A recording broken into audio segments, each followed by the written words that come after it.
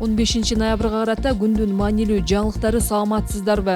Президент элди добуш сатып алууга каршы туруп, шайлоого активдүү катышууга чакырды. Бул тууралуу Садыр Жапаров Ош облусундагы Жаңы Барак айылынын тургундары менен жолугушууда айтты. Президенттик администрациянын маалыматына ылайык өлкө башчы алдыдагы жергиликтүү кеңештерге шайлоонун маанилүүлүгүнө токтолду. Жергиликтүү деңгээлдеги көйгөйлөрдү көтөрүп, элге кам көрө турган талапкерлерди колдоо зарыл экенин айтты. Президент Садыр Жапаров ошондой эле добуштарын сатпоого чакырып, мындай аракеттер жакынкы 5 жылда өлкөнүн тагдырына таасир этиши мүмкүн экенин белгиледи деп айтылат билдирүүдө.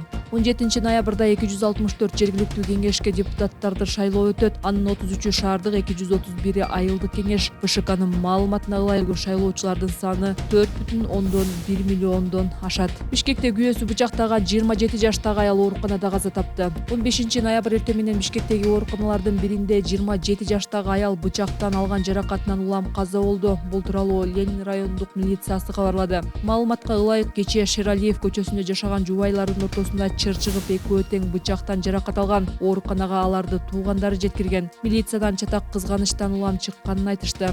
Спутник Кыргызстан басылмасы жеке булагына таянып, киши аялын 10дон ашык жолу бычактап, кийин өз жанын кыюуга аракет кылганын жазды. Учурда маркумдун 34 жаштагы күйөөсү жандандыруу бөлүмүндө, анын палатасын милиция кызматкерлери күзөтүп жатат. Ал эми окуя милицияга каттоого алынып, териштирүү жүрүүдө. Кыргызстанда кыз келиндер күйөөсүнүн, бирге жашаган адамынын, мурдагы күйөөсүнүн жана тааныш болуп жүргөн эркек кишинин колунан каза тапкан окуялар жыл сайын ондоп саналат. Эл аралык тажрыйбада бул фемицид деп аталат. Кыргызстанда соңку 2,5 жылда 34 аял үй бүлөлүк зомбулуктун кесепетинен каза тапкан. 2024-жылдын 1-6 айында аялдар зомбулуктан каза болгон 9 учур катталган. Мындай иштердин бири Рахима Айкынбаеванын мурдагы күйөөсү тарабынан мыкаачылык менен өлтүрүлүшү.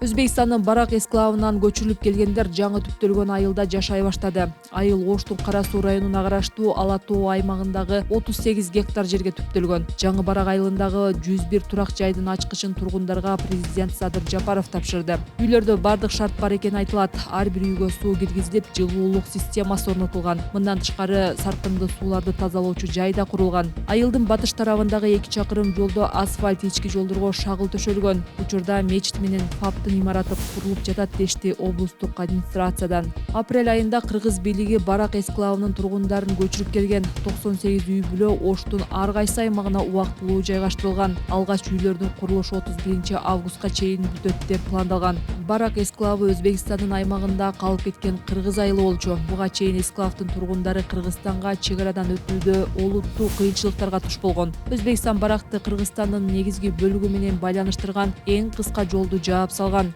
Кийин кыргыз-өзбек мамлекеттик чек арасынын айрым тилкелерин делимитациялоо жөнүндө макулдашууга кол коюлган. Ага ылайык Кыргызстан Баракты Өзбекстанга өткөрүп берип, коңшу өлкө Оштун Кара Суу районуна чектеш аймактан 208 гектар жер берген.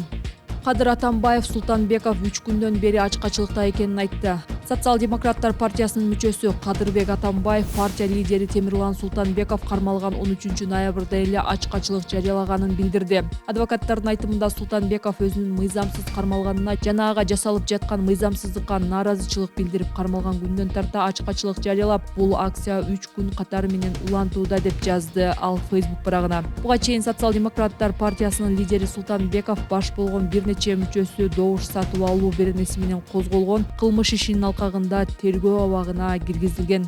Мындан ары паспорт алмаштырууга онлайн буйрутма берсе болот. Санариптик өнүктүрүү министрлиги 15 ноябрдан тарта ID паспортторду алмаштырууга түндүк тиркемесинен аралыктан буйрутма берсе болорун билдирди. Маалыматка ылайык онлайн буйрутма берүү 2017-2024 жылдары берилген ID паспорттор үчүн гана жеткиликтүү. Эгерде сизде эски N сериясындагы паспорт болсо, анда алмаштыруу үчүн калктык тейлөө борборуна кайрылышыңыз керек дешти министрликтен. Үстүбүздөгү жылы 1-июндан тарта паспорт туулгандыгы тууралуу жана айдоочулук куәликтер өлкөдө басыла баштаган.